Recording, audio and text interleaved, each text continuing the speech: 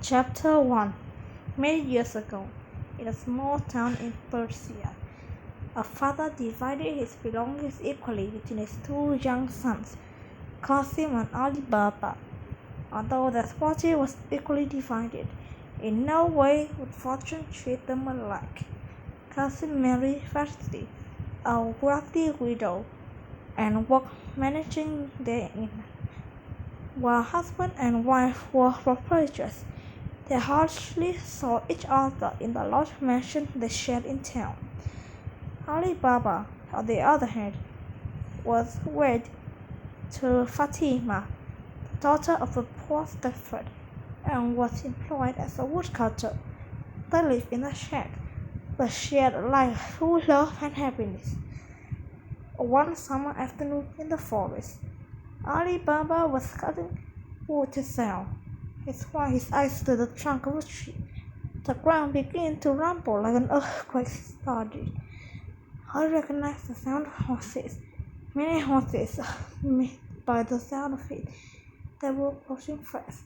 Grabbing his axe, Ali quickly scaled a tree and hid in its leafy foliage. There he watched and waited. From his vantage point, Ali saw 40 men on horseback come to the view, tied up their horses, and heaved heavy saddlebags onto their shoulders.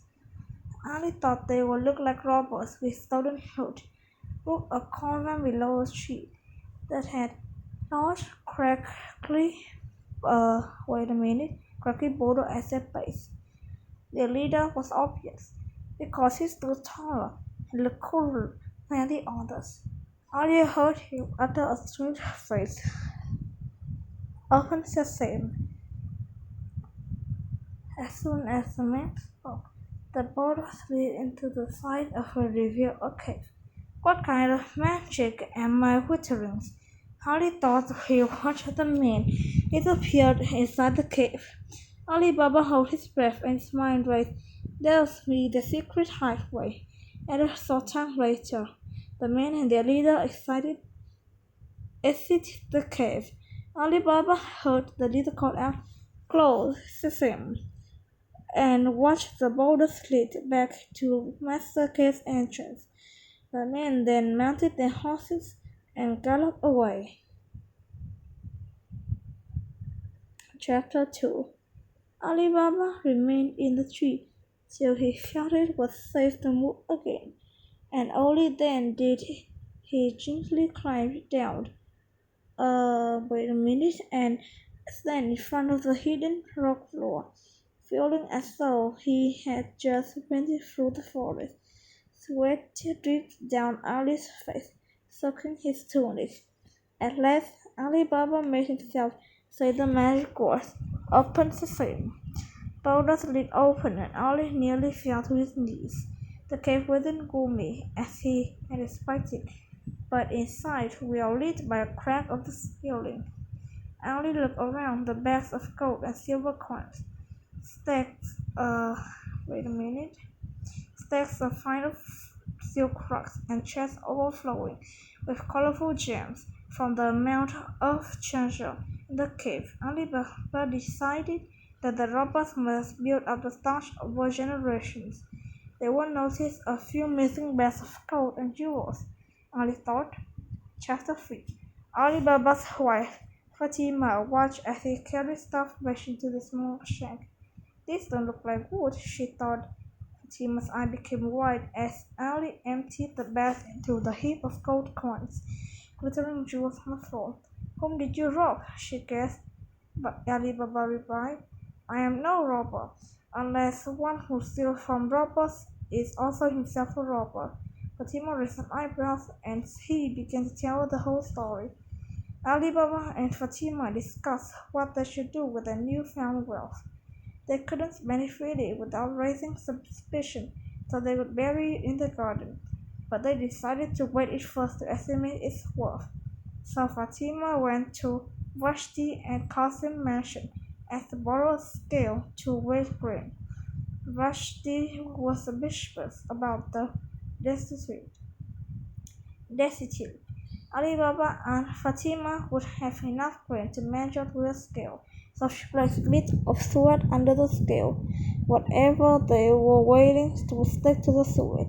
Later, when Fatima returned the scale, the astonishing Vashi discovered a gold coin stuck to the bottom. Chapter 4 That evening, Vashi said to Qasim, "Your poor brother's wife came to borrow a scale. What they have to wait? I stuck some sweat from the bottom scale to find out. Guess what? I discovered after Fatima returned the scale." Qasim watched Vashti draw a gold coin from her pocket and immediately snatched it from her hand, holding it up in the candlelight. "My little brother is up to something. This is much sure. How did a poor, good cutter manage to acquire a gold piece of such quality?" "There must be more," Vashti said. "Think about it. You only count your money, but he has so much that he's got to wait it. Find out where the rest of the gold is hidden." The next morning, while Fatima was out, Qasim pushed open the door to Ali's shed, grabbing his brother by his tunic.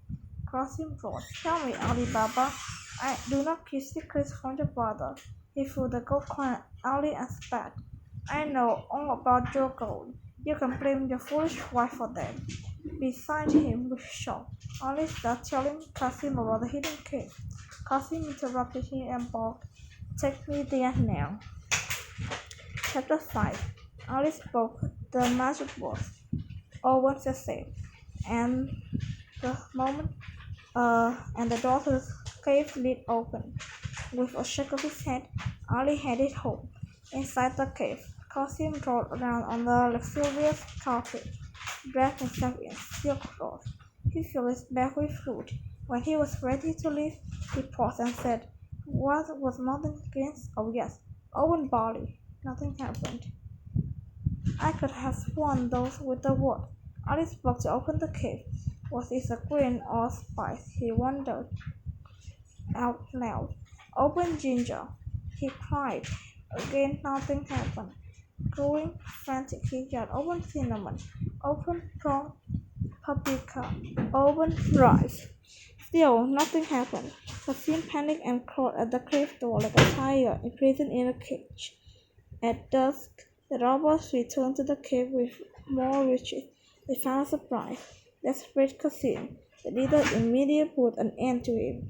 As a warning to other potential looters, they left his body inside the cave. Chapter 6 That same evening, Fatima and Ali Baba ate dinner together. They had argued but soon realized that Qasim was to blame for their quarrel. Vashti brushed through the door with a concern freshened her visage. "Is Qasim here?" she asked. Ali and Fatima looked at each other. "No," Ali answered that. "I last saw him in the forest." Ali knew that Vashti was more concerned about the treasures Qasim was trying to bring than Qasim himself, but Ali was still loyal to his family, so set out for the forest. The moon was high up when Ali came home. Vashti looked up for tea. "Have you found him?" she asked. Ali replied in a voice. Vashti. He had departed this life for the next. Ali took Vashti back to her home that night, where he dedicated his maid. Morgana awaited. Once Morgiana put Vashti to bed, he brought Ali a cup of tea with her condolences. "Thank you," Ali Baba said. They sat in silence. For a moment Ali spoke again. "My father and Vashti trust you, so I must too." With that he told her the entire story. Morgana saw an opportunity. "I will help you," Morgana said, "but not for free. Will you give me enough gold so that I may go back to my homeland?" Ali quickly agreed, and Morgana suggested that their first step be making Qasim seem accidental, not to draw attention. They went to the marketplace to spread the news. That donkey had kicked Qasim in the head and he had died. That evening, when robbers returned to the cave with stash more plunder, they were perplexed to find Qasim's body missing. Freddy clouded their eyes as he screamed, "Now we can certain that someone else knows about the cave." A scent he turned to one man. You find out the identity of the man we killed. You must learn who his accomplice is. Chapter 7. The next day, the robber pretending to be a holy man, when the marketplace asking the names of families, will suffer the loss of a loved one, dismissing the rest of likely. They focus on one man named Hassan.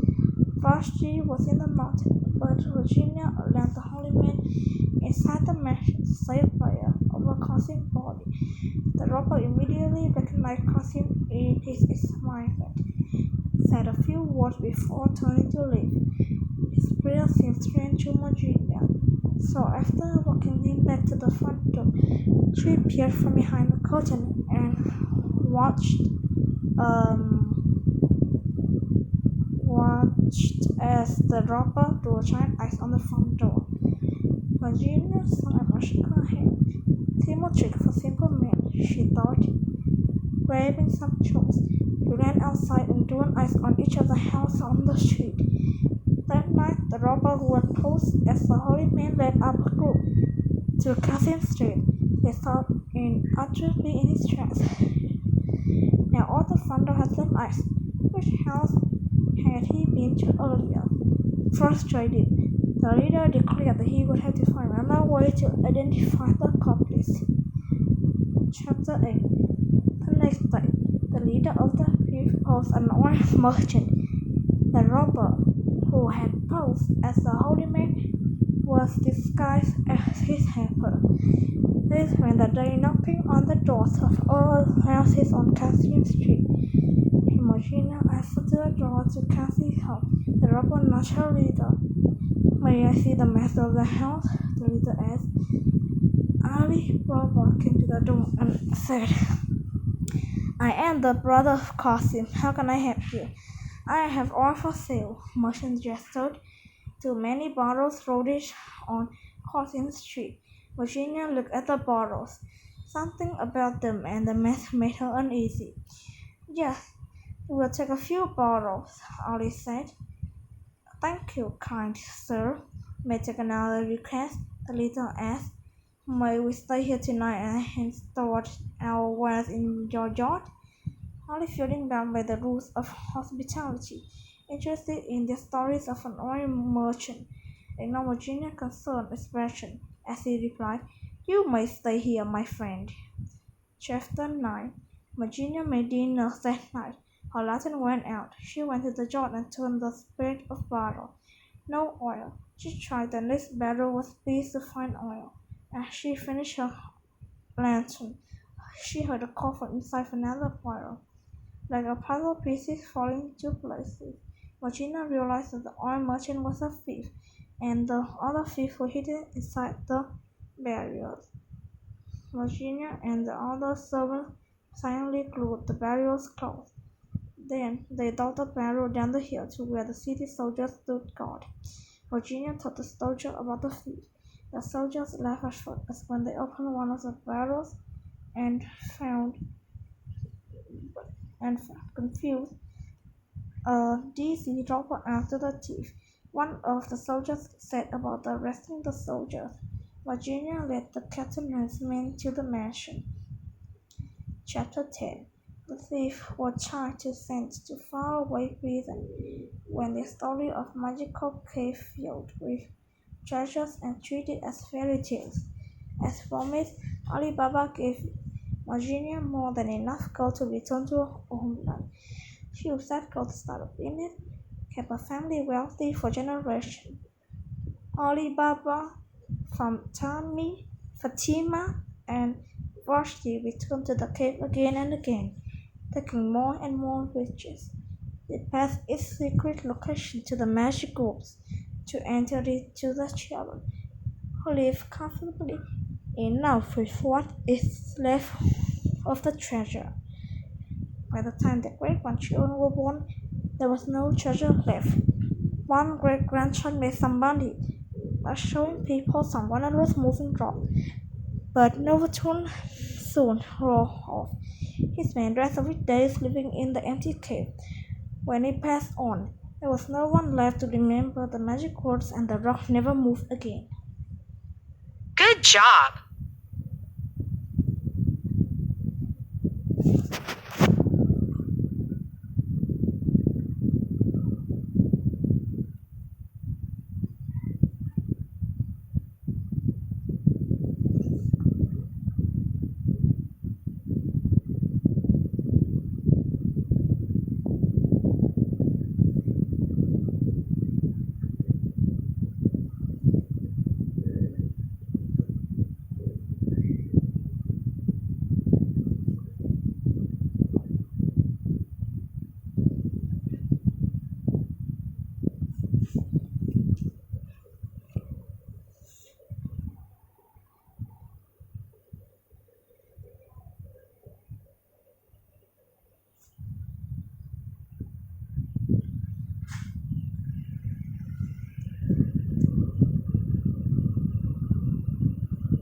We